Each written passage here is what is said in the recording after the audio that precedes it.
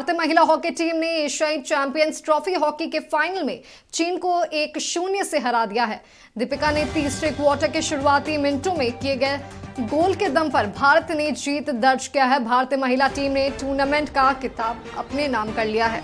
मुख्यमंत्री नीतीश कुमार ने एशियन महिला हॉकी चैंपियनशिप ट्रॉफी में भारत की जीत पर बधाई और शुभकामनाएं दी हैं। मुख्यमंत्री ने कहा कि इस किताबी जीत ने भारतीय महिला हॉकी टीम की सभी खिलाड़ियों ने अहम भूमिका निभाई है। मुख्यमंत्री ने अपने बधाई संदेश में कहा कि बिहार में पहली बार आयोजित एशियन महिला हॉकी चैंपियंस ट्रॉफी में भारत ने फाइनल्स में चीन को 1-0 से पराजित कर इतिहास रच दिया है। यह पूरे देश के लिए गौरव की बात है। इस चैंपियनशिप ट्रॉफी में भारतीय महिला हॉकी टीम ने पूरी एकजुटता और अनुशासन के साथ खेलते हुए इस चैंपियनशिप में भाग लिया था और सभी टीमें मलेशिया, जापान, दक्षिण कोरिया, चीन और थाईलैंड को पराजित किया है। सीएम नीतीश कुमार ने घोषणा की है कि विजेता खिलाड़ियों को बिहार सरकार 10-10 लाख देगी।